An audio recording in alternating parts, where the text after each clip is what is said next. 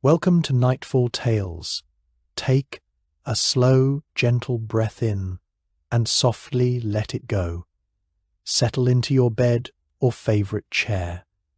Gently close your eyes and let your body relax. As you unwind, I'd love to know where you're listening from, your city or country. Down in the comments. It's so comforting to feel this quiet. Let my voice carry you softly to a place where imagination wanders and calm dreams begin. The meadow breathed its summer breath. It did so at this hour as it had always done, slowly, imperceptibly, the way a sleeping chest rises and falls in the blue dark of a room. And Iris, who had watched it breathe for more than 60 years, felt the exhalation of it against her cheek as she came through the stile at the field's eastern edge. The wood of the stile was warm still, holding the heat of an afternoon that had been long and golden and undisturbed, and she rested her hand upon it for a moment before stepping down into the grass, the way one might rest a hand upon the shoulder of an old friend before walking on. The light came low across the high downs at this hour. Not the harsh, vertical light of midday, but something older and more considered. A light that seemed to have thought carefully about what it wished to illuminate before settling upon the meadow.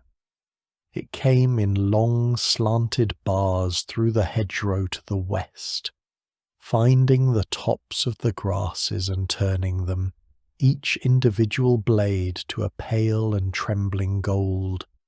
The cowslips in the shallow dip along the northern edge were already in that last grateful hour of their blooming, their drooping clusters of yellow bells catching the low light and glowing with it, faintly luminous, the way things glow when they are at the very end of their brightness. The bees hummed their slow song. The hum of them was not a single sound, but a composite one, a weaving together of 100 separate small engines, each going about its business with a patience Iris had always found deeply instructive. They didn't hurry. They moved from clover to vetch, to the late flowering bugle with a methodical, unhurried thoroughness that she had spent many hours attempting to describe in the margins of her notebooks, and had never, to her satisfaction, succeeded. She walked slowly, as she always walked. This was not only the slowness of age, though age had certainly contributed its portion. It was the deliberate, practised slowness of a woman who had learned, very early in her career, that the meadow rewarded slowness in a way it rewarded nothing else. The person who walked quickly saw grass and flowers generically. The person who walked slowly, who allowed herself to be stopped by a patch of colour, to kneel, to look closely at the underside of a leaf, or the precise geometry of a petal's unfurling, that person saw the meadow as it actually was, a living community of extraordinary complexity, its members engaged in relationships of mutual dependency so intricate and ancient that a human lifetime was barely sufficient to begin to understand them. From somewhere above the copse to the north, a skylark was singing, a song of pure, uncontained exuberance, of a creature so thoroughly committed to the expression of its own aliveness that it seemed almost embarrassing to witness. Iris listened until the song faded into the general warmth of the evening, and then she walked on.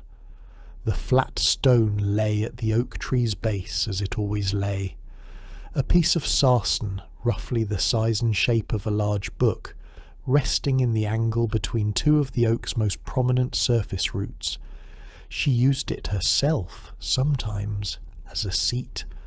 It was solid and warm, and just the right height if you didn't mind the proximity to the ground.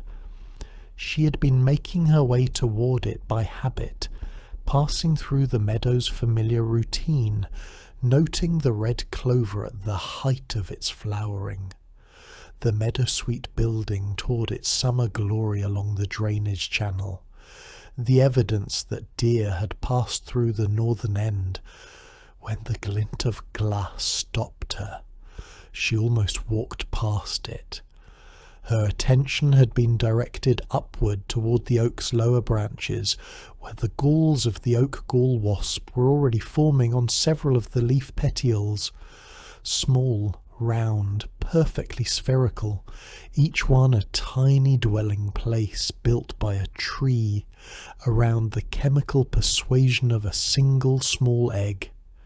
She had always found them beautiful in a way most people did not, and she was looking at them with quiet satisfaction when the low evening light, arriving at precisely the correct angle, caught the glass and sent a small, distinct flash across her peripheral vision. She looked down.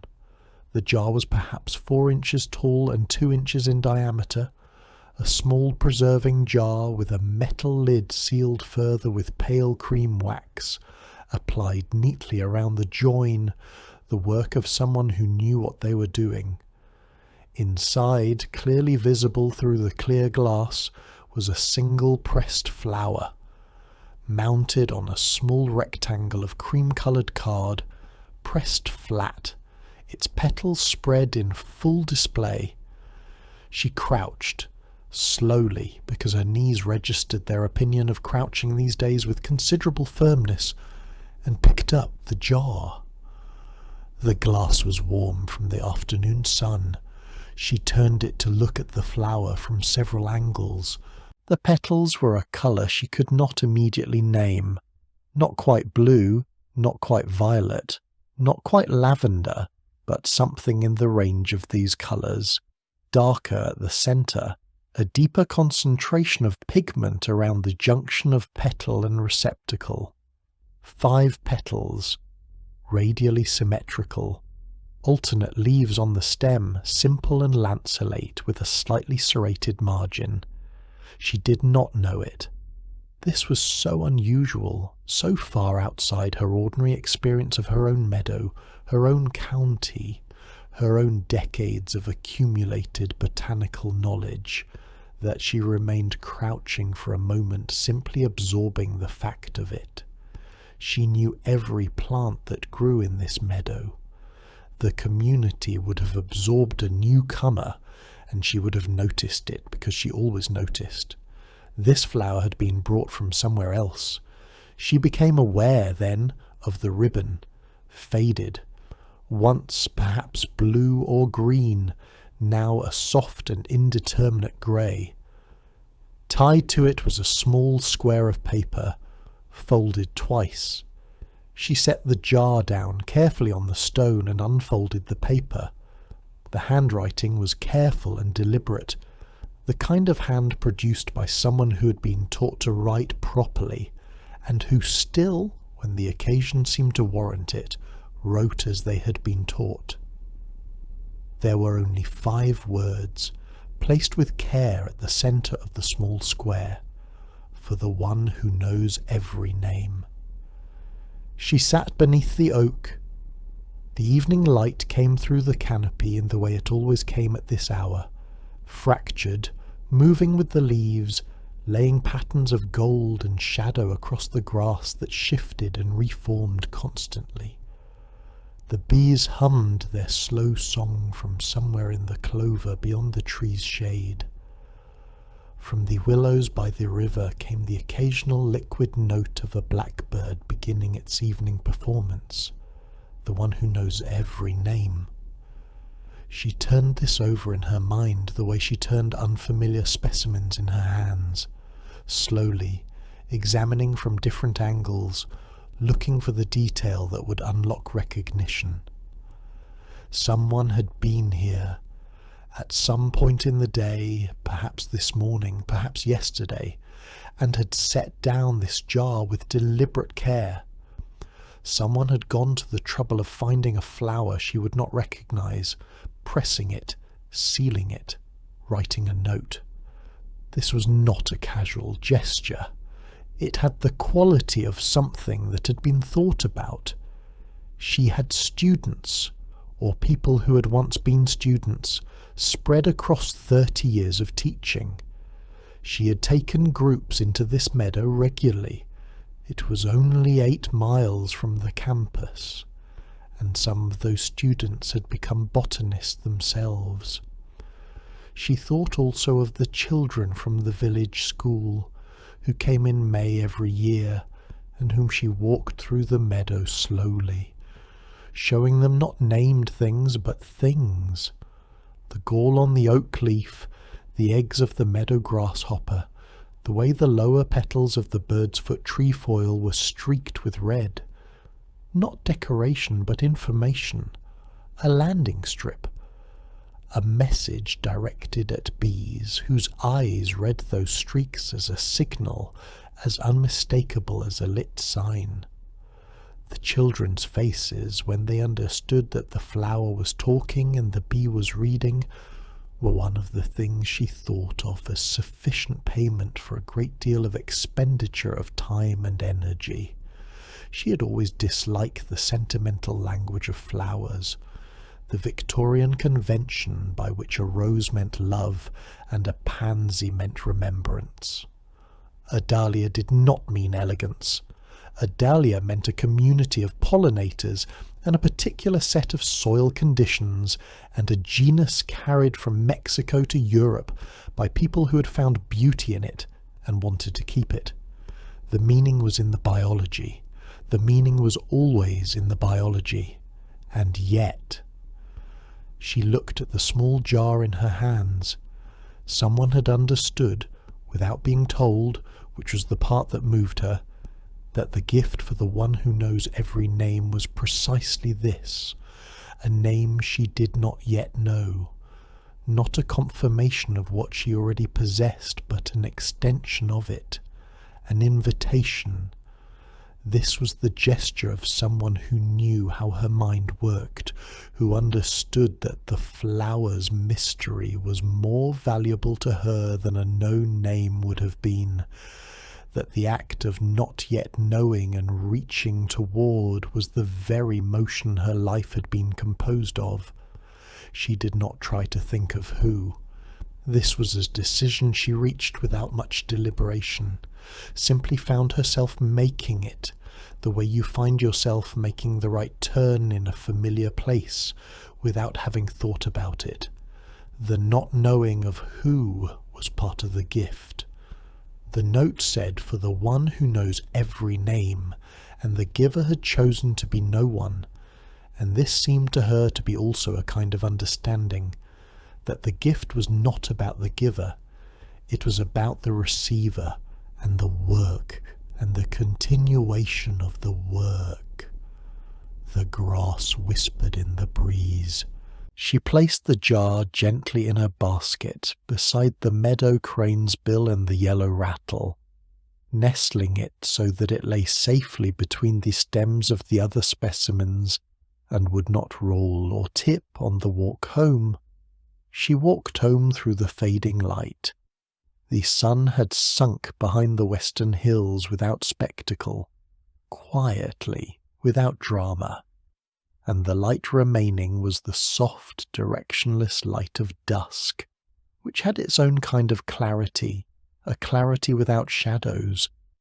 The grasses had lost their gold and were returning to green, and the flowers along the path were closing, the ox-eye daisies drawn inward, the clover heads compressed into tight, self-contained bundles, conserving their sweetness for the morning. The cottage appeared around the corner of the hedgerow, its stone front catching the last violet grey of the western sky, the lamp she had left burning in the kitchen visible through the front window as a warm and amber point. In the study, she set the jar in the circle of light cast by the desk lamp. The glass caught the light and held it, and the pressed flower inside, the unknown flower, the violet adjacent stranger that had travelled to her from some other place, was illuminated, or seemed so, though she knew it was only refraction, light bending through glass. The simple physics of it transformed by her eyes into something that looked, in this quiet room at the end of this particular evening, very much like the flower glowing from within. She went to the window. The sky beyond the village held the last of the dusk in its upper registers, a gradient from dark blue above to a faint dusty rose at the horizon. The meadow was invisible from here, too far and too dark, but she knew it was there, the way you know the presence of something you have been long acquainted with, without needing to see it. Tomorrow she would open her books, she would find the flower's name, and with the name would come understanding, and with understanding would come connection. The widening web of relation that made each new piece of knowledge not an addition to an existing collection, but a thread that bound the collection more closely together, revealed new patterns, suggested new questions. The work continued. It had always continued, season through season, year through year, in the way the meadow continued, not through dramatic intervention, but through the daily, unspectacular faithfulness of attending to small things. She sat in the chair by the window. The sky was fully dark now, the stars beginning their slow emergence in the east. The village was quiet. The lamp made its pool of warmth on the work table, and the jar sat within it, and the pressed flower was still, still and complete and nameless for one more night, patient in its glass, resting among the known things in the known room of a woman who would, in the morning, give it its name. She folded her hands in her lap and was content, not happy, which was too large and too temporary, but content, the word for the state of a person who has done the day's work and found it sufficient, who carries tomorrow's question as a gift rather than a burden, who sits in the quiet of her own life and finds it, without remainder, her own. Outside, the meadow settled into its dark. The bees were in their hives. The flowers had closed their petals. The deer were moving somewhere at the river's edge, their steps soft and deliberate in the cooling air. And the jar held its light, and the meadow held its dark, and in the morning the unknown flower would have a name, and the name, as it had always been, would be the beginning of the attention, not its end.